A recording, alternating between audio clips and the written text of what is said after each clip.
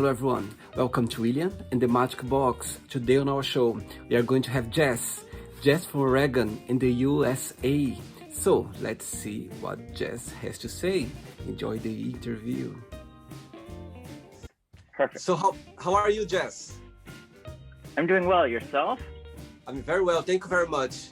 Thank you. I like the background, your background. Look like the moon. Yes, it is the moon. It is, absolutely. So. Right, Jess, just before we start the game, tell me where are you from? Right now I am from Oregon. I am in Salem, Oregon is where I'm at right now. So. All right. And what do you do for a living? I do computer consulting. So I teach people how to use their technology, and since COVID, I've spent a lot of time in front of this computer. So a lot of remote help. So. Oh, great.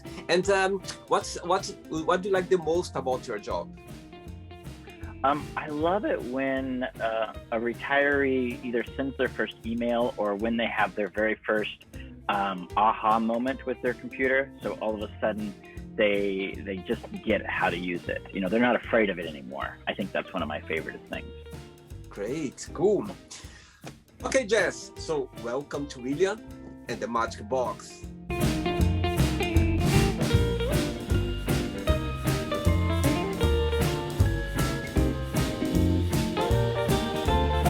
Lovely box here full of random fun questions. Okay, what I'm going to do now, I'm just gonna play a music just for us to get in the mood before the first question. Are you ready? Sure. Yeah. Let's do it.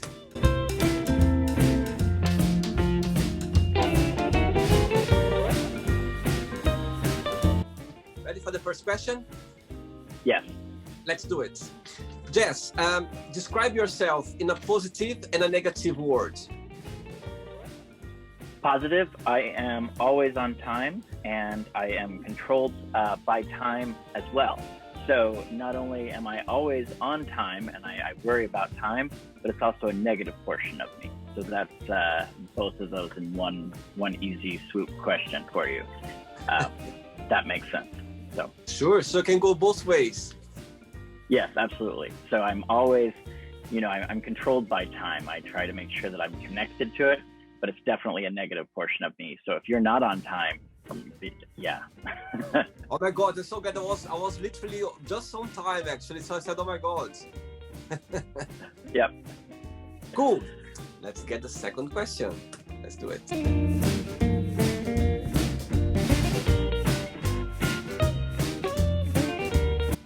Okay, next question is, Jess, what does success mean to you? Wow. So this actually has a couple of different connotations to it. If you look at me probably 2 or 3 years ago, success was about trying to follow the almighty dollar. Today, it's more about taking care of myself, making sure that I am taken care of, and that, success is no longer what your job or what your business is or how much money you have.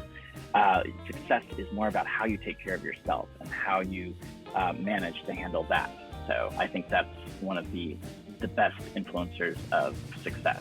So if you're living, dirt poor, but you still have a great attitude, or you're happy, or you're enjoying things, then it's more attractive to me and more important to me than people that have thousands and millions of dollars, because they're usually not happy either.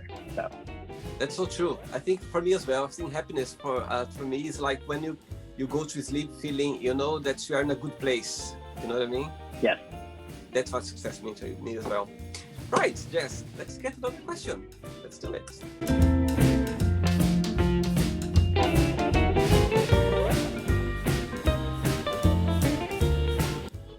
Right, before the next question, tell me something interesting about Oregon, where you live now. So Oregon's very green. It's when you drive down the road, it's not like when you drive in the Bay Area where I used to live, but you drive down the road and it's like watching the Nature Channel all the time. So like a 2-hour drive feels almost like maybe 30 minutes, because it's just like driving through nature, and you've got these beautiful trees, and it's definitely it's like the Nature Channel all the time. You have wild turkeys outside, you see deer, there's a lot of places to go out and camping and the river. So it's definitely more of like a woodsy kind of area. So great. Next question is, what's your funniest memory of your time at school? Time in school? Oh boy, college, or would it be high school? Let's say high school. High school? Oh boy. My fondest, so I was a nerd in high school and technology was just kind of starting to come out. So I would spend literally every free moment in the computer lab learning about technology. So that is kind of my favoriteest moment. And I made some really great friends from that. So I would say the computer lab. Cool. But that was way back when, old computer technology was out. So great. Let's get another question, Jess. Let's do it.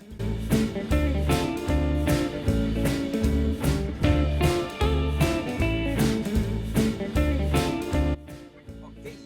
Next question is, if you could have a superpower, what that would be? Boy, the superpower I think that I would most want would be the ability to fly. Because if you can fly, you can go anywhere that you want. So if you're able to fly to this state or that state, or maybe help somebody by being able to fly, I think that that's one of the things that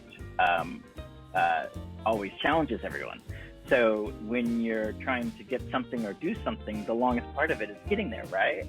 So if you have no limitation of going anywhere, I think the world would definitely be more open. So cool, great. So the gift of flight would be definitely it. Yes. Let's get another question. Let's do it. All right.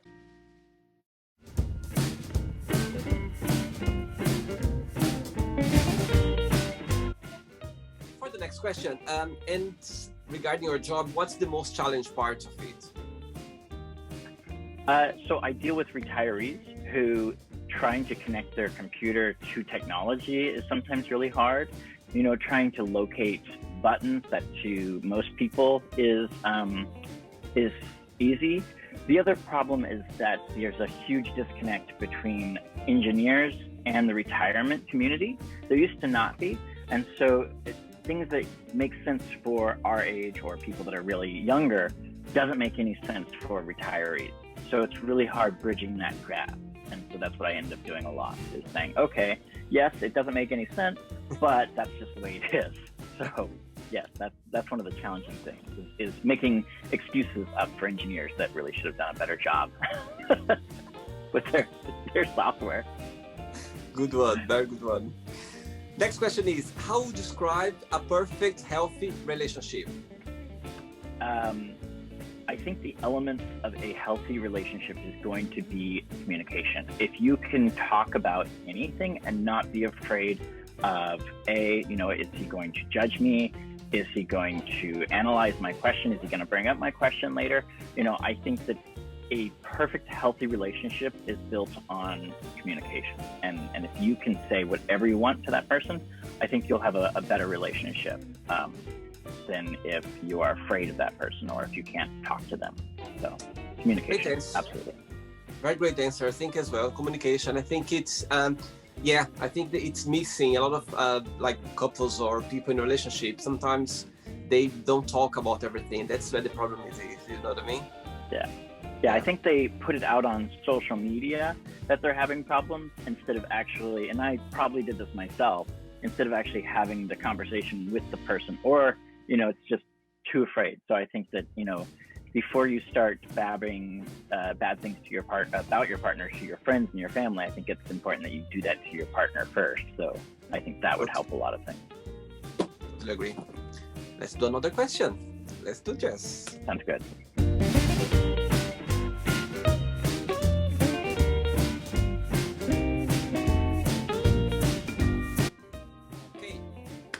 For the next question, I'm going to ask a question that's, I've got this question in the magic box, but if it doesn't come out to you, I'm going to ask that, just for curiosity. If you need to remove for your phone forever social media, like any profile on social media, like say Instagram, Facebook, or YouTube, which one would you delete forever, if you need to? If I needed to, Facebook would definitely need to go. I think there's a lot of competition, there's a lot of commercials on it, and I don't particularly like it. Now, Google would be a second one to go because of the whole, YouTube and Google. I feel they know too much about us, and so that's getting a little freaky. So my conspiracy hat kind of goes on. So definitely, I think there needs to be maybe the other resources or other video services that are out there. But yeah, Facebook first, then Google itself needs to go. So. I'm sure you're an expert. I'm sure you know what you're talking about. I'm sure you know very well, better than me regarding those technology things. I'm sure. Sometimes I put on the tin hat, and there's a lot of data that Google knows about you, and it's scary. Right. Next question is, what 3 things would you like to be remembered for? Well, I don't know if I've created them. I would like to be remembered by most as someone that was able to help them with their technology, someone that was always there. That's what I want to be known for, is if someone ever has a question or a problem, that I'm there for them. So I think that's what I would like to be remembered for, is the person that's always available. Ooh. You know what? I'll tell you something now, private about myself. I'm not good at technology at all. It's oh my God, we are totally the opposite, and it's really interesting seeing that, because I've got a very good friend of mine. He's very good in technology. So anything I need, I just go up to him. And when he explains something to me, I feel like he's talking Chinese. It's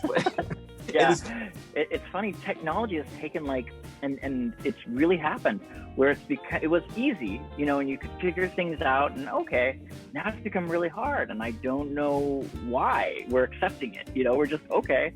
We're just gonna take whatever they give us and be happy with it. It's like the latest version of an update or software release. It's like we're beta testers for it. So it's like, what has happened with technology? It shouldn't be harder. It should be easier. So. It's funny as well. When I go to update my phone, sometimes you can update your phone, and when I go there and the guy asks me, "Oh, dude, how many gigabytes?" All those kind of things onto your phone. I feel so embarrassed sometimes to go like, "Oh my God, don't ask too many questions," because I don't know what's that. Thanks, but no thanks. Yes, absolutely. I think technology has taken some weird hard turn, and I'm like, especially teaching it to retirees, is I'm having to make excuses for it all the time, and I'm like, no, I shouldn't have to, So that's funny. Next question. Let's do Jess.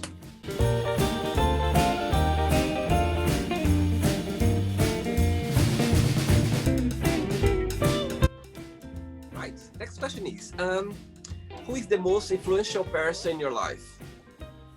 Obama. President Obama has been the most influenced. Him and Michelle Obama. If you ever get a chance, listen to her book, Becoming Michelle. It is like having Michelle Obama in your passenger seat if you do a lot of driving for almost like 12 to 14 hours. So, and what he's done for different aspects, I think is influential. So I've always said there's 4 people that I would love to have at a dinner table, which is a great dating question if you ever want to ask somebody. I would like to get President Lincoln, Obama, and Steve Jobs and Walt Disney, all 4 of those at a dinner table, I think would be a very interesting dinner. So, but yeah, President Obama and Michelle are both very influential in my life. I'll tell you something interesting, something about myself. You know what? People, a lot of people, they said already that I look like Barack Obama.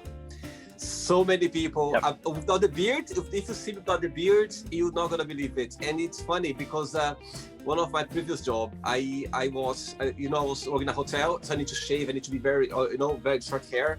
And I remember my first day, I went there, I came through the reception, and this colleague of mine, he was already working there. And after a few days, he told me, William, when I saw you for the very first time arrive in the hotel, I was like, oh my God, what Barack Obama is doing here right now?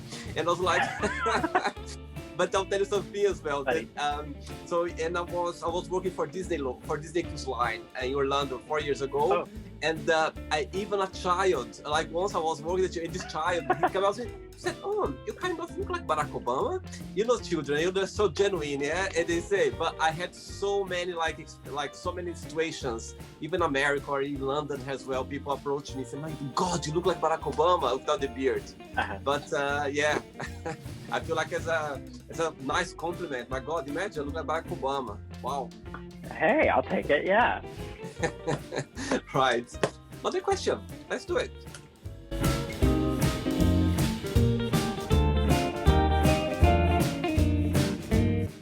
Have you enjoyed the show so far, Jess? Yes, I have. Thank you. It's great to be able to talk to somebody. And I know that we've all been limited with our current world of screen time. But yeah, no, this has been great. Thank you. Cool. Cool. Right. What is the nicest things a family member has done for you? Boy, you know, when I broke up with my ex, my family out here in Oregon actually opened up their home for me and gave me a place to move in and just to kind of get myself settled and to figure out if Oregon was the place that I wanted to stay at. You know, when you move to a new state, it's really scary. So they've been very opening, and they gave me, you know, a room. They, you know, it's all been really great. You know, and living with family is extremely hard. It's impossible. And I think that it's helped me move on to my next segment of my life, which is moving, you know, which is living by myself for the first time since ever. So that'll be scary. And being outside of the Bay Area, I can actually afford it. So. No, I think a family is the base of everything, isn't it? You know that they're gonna be there for you forever, so it's a safe place. Exactly. Ooh, let's get another question, Jess. Let's do it.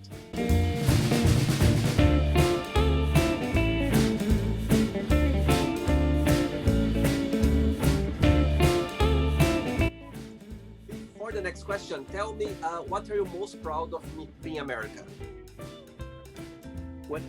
Boy, right now it's kind of hard to answer that question. You know, what I would say is one of the things that is exciting about being an American is our space program. You know, I really love watching NASA, and I enjoy all the elements of that. I had an opportunity to actually go to an internship with NASA, and that was kind of a fun experience. Yeah. So it was just a week-long excursion in Huntsville, Alabama, and I kind of got to go and experience the entire element of what it is like to be in NASA. But I think that's one of our pinnacle things that we have. And like you can see, I have the moon behind me, so I love space and I love that kind of, that thing. You know, so I think it was a neat experience. It definitely opened up the world to me. So NASA is the one in Port Canaveral? Yeah, well, they're all over, but yes, Fort, you know, I'm sure that you've seen them if you've been with the Disney Cruise Line because they launch out of Florida, right? Yes. Yeah, so there, you've got you've got Huntsville, Alabama, you've got, you know, they've got several different places all around the United States, which also kind of makes me brand them as a pinnacle of what the United States can do if we put our mind towards something. And that's exactly what NASA is in my mind, is it's everybody working together for a common goal. And so that's the one thing that kind of makes me proud to be an American is our National Air and Space Museum, you know, NASA. So. Great, cool. Next question is, how do you make friends? That is hard, you know, especially moving to a new area during COVID. How do you make friends? You know, I have to admit that I use the Scruff app. I think that's a great application. Grindr is, you know, but the Scruff app really lets you explore a community. And I met a really great friend out here, and he's sweet. I can tell him anything that I want to. You know, it's not a sexual relationship, so it's just kind of a nice friendship relationship, which is different for me. But yeah, I think that's one way of doing it during COVID is you can use the app, and especially Scruff app, particularly. And I think once everything reopens, maybe going out to different places, when I worked for Apple, Apple kind of had like a family, you know, so it was hard. You found friends within that work environment, and I'm sure the same thing with Disney Cruise Lines, that you had that same element. You know, the other thing is that so going out to bars is definitely helpful, but you can't really do that right now. Going up to, you know, even like a volunteer organization is a great way of doing it too. So if you volunteer for different companies or different things, even doing like a youth group or anything is a great way to make friends. So, but yeah, the Scruff app for right now is the best way of doing it. It's your best friend right now. Yeah, it is. So. Right, Jess, I've got 3 questions left for you, okay? Let's do it. Sounds great. Okay. Cool.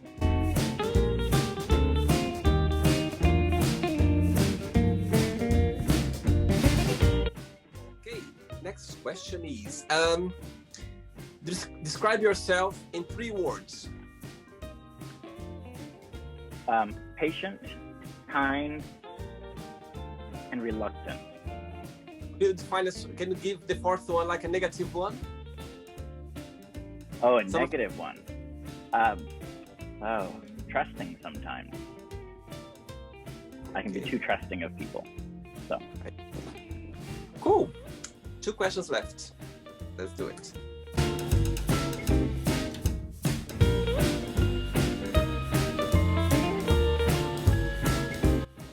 Okay.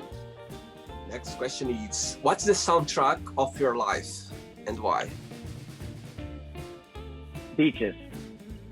And I don't know, whenever you listen to the Beaches soundtrack, or if you've seen the movie and cried, I think that if I was to put a soundtrack to my life, it would be Beaches. You know, the entire thing has elements of my life that I can always do. And in fact, when I went and picked up my the last of my items from San Francisco, and then I drove back. And then while I was unloading it, there was a lot of emotions that kind of poured out there. And so the soundtrack that I put on was Beaches. So, you know, yeah. Great. Beaches soundtrack is definitely the soundtrack of my life. So. Great. Are you ready for the last one? Last question? Yes, absolutely. Let's do it.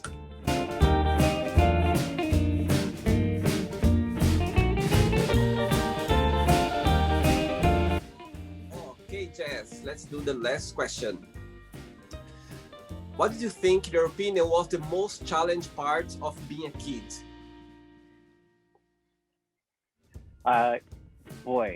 Being closeted, you know, so being gay, especially in the 90s and the 2000s when I was, you know, I'm 40 now.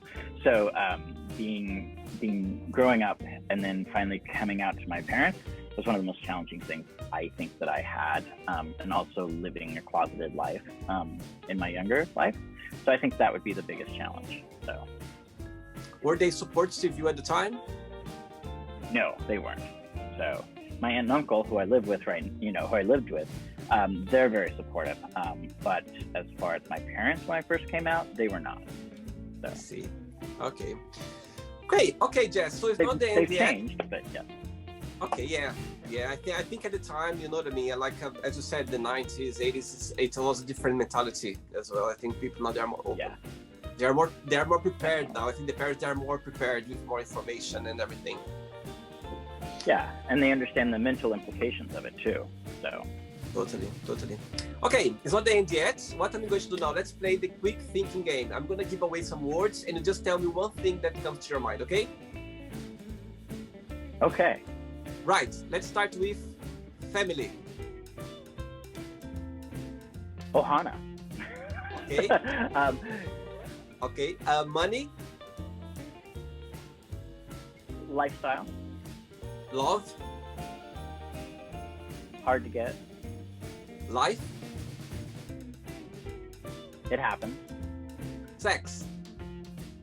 Oh, we wish it happened. Politics. Leave it at home. Okay. Fear. Embrace it. Religion. Leave it at home. Friendship. Build as much as you can. Desire. fight against it. Regrets. It happens. A wish. Upon a star. Right. And the last one now. Technology. One word. Embrace it. I don't know. It's my life. So it's hard to say that. Okay, Jess. Let's play now, Jess, in the magic box, and you can ask me a question, okay? Okay, Jess, you can ask me a question now. Would you ever go back to work for Disney Cruise Line? Wow, very good question. I'll tell you something now. I would say no, because I really loved the experience. For me, was one of the most memorable experience I ever had.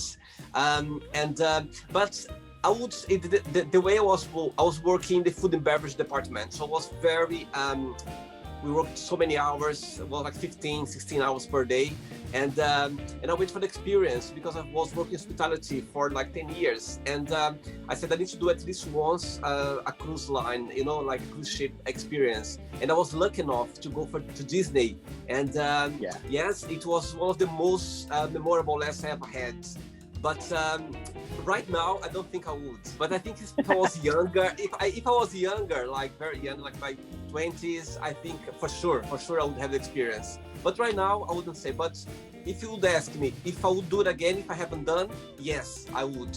If I didn't do it, I would, knowing everything I went through, I would do it again. That's for sure. But yeah, it was a good experience, I must say. The reason I asked that, I used to go to Disneyland, living in the Bay Area about once a month. So it was definitely an addiction of mine.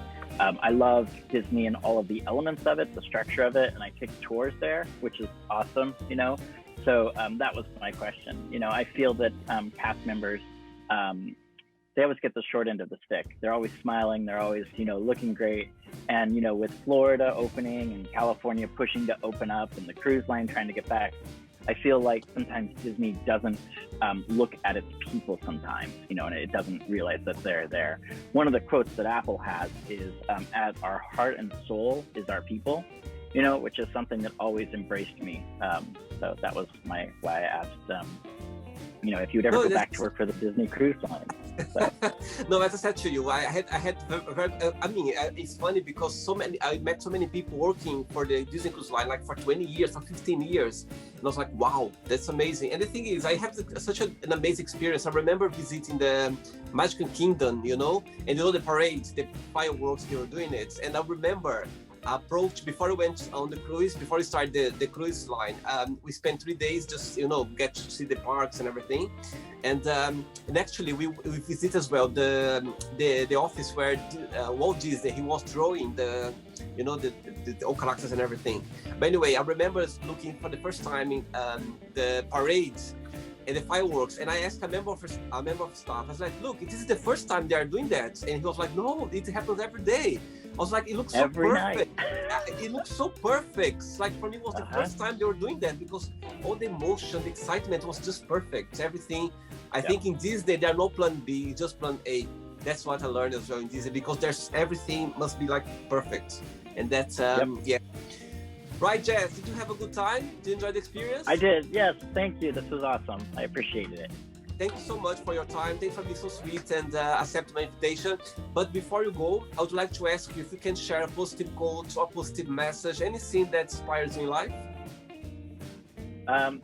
Don't be afraid to try new things.